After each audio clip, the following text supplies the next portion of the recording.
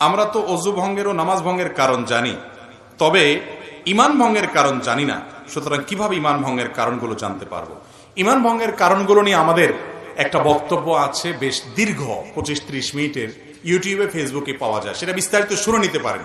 যেহেতু বোন প্রশ্ন করেছেন, তাকে আমরা এক নজরে ঈমান ভঙ্গের কারণগুলো জানাই দিচ্ছি। এটা খুব দরকারি কথা যে আমরা নামাজ ভঙ্গের কারণ জানি, অজু ভঙ্গের কারণ জানি, রোজা ভঙ্গের কারণ জানি, কিন্তু ঈমান ভঙ্গের কারণ জানি না। ঈমান কি ভাঙে না ভাঙে না? ভাঙে। তো ভাঙলে এবার ঈমান ভঙ্গের কারণগুলো বলতে পারবেন এরকম মানুষ কয়জন আছেন? হাত তোলেন। একজনও উঠার নাই। অজু ভঙ্গের কারণ জানেন যারা, তারা হাত তোলেন। সবাই জানেন, মাশাআল্লাহ। তাহলে অজু ভঙ্গের কারণ জানেন, নামাজ ভঙ্গের কারণ জানেন। অজু ভাঙলে, নামাজ ভাঙলে সেটা বড় বিষয় না ঈমান ভাঙলে সেটা বড় বিষয়? ঈমান ভাঙলে সেটা বড় বিষয় না? ঈমান কিসে ভাঙে আপনি যদি না জানেন, তাহলে জোড়া লাগাবেন কেমন? ভাঙলে আবার সেটা আবার নবায়ন করবেন, রিপেয়ার করবেন কিভাবে? রিপেয়ার যদি না করতে পারেন, আপনার বয়স 80-90 চলে গেছে, ঈমান কতবার ভেঙে বসে আছে আপনি জানেনও না, জোড়া লাগান নাই, তাহলে তো আপনি বেঈমান হয়ে দুনিয়া থেকে যাচ্ছেন। ডেঞ্জারাস না বিষয়টা? এই যে ঈমান ভঙ্গের কারণগুলো সম্পর্কে জানা দরকার আছে না নেই? আমি এক নজরে সংক্ষেপে বলে দিচ্ছি। ঈমান ভঙ্গের কারণগুলোকে ওলামায়ে কেরাম নানাভাবে ব্যাখ্যা করেছেন। মৌলিক কারণ খুবই কম। এর ভিতরে প্রসিদ্ধ একটা ব্যাখ্যা হলো যে ঈমান ভঙ্গের 10টি কারণ আছে। এই 10টি কারণের ভিতরে সর্বপ্রথম কারণ হলো শিরকে আকবর করা, আল্লাহর সঙ্গে কাউকে শরীক সাব্যস্ত করা।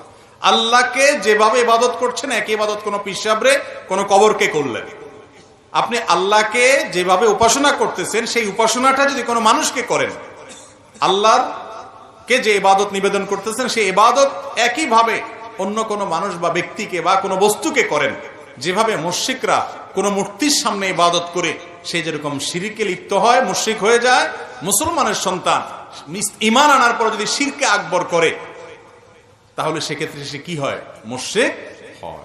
এই বড় শিরক, এটা ঈমান ভঙ্গের কারণ। বড় শিরক কিভাবে হয়, বিস্তারিত হয়, এগুলো আমরা জানবো ইনশাআল্লাহ বিইذনিল্লাহ অন্য কোনো আলোচনায়। দ্বিতীয়ত, আল্লাহর সাথে বান্দার যদি কোনো মিডিয়া সাব্যস্ত করেন, কিরকম মিডিয়া?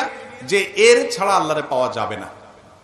যেমন আমাদের অনেক ধর্মের ভাইরা মনে করেন যে আল্লাহকে পাইতে হইলে সরাসরি পাওয়া যাবে না, বিভিন্ন দেবতা ধরতে হবে। এই জন্য অনেক দেবতার পুজো করে তারপরে ঈশ্বর পর্যন্ত, আল্লাহ পর্যন্ত যেতে হবে।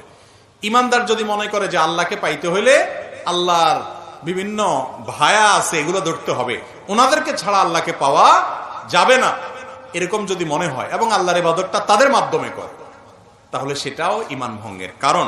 তৃতীয়ত, ঈমান ভঙ্গের কারণ হলো যে যদি কেউ মনে করে যে ব্যক্তি অমুসলমান, কাফের, ভিন্ন ধর্মের অনুসারী, বেঈমান, ঈমান আনেন নাই, মনে করে যে না তারটাও ঠিক আছে, তাহলে এই লোক বেঈমান।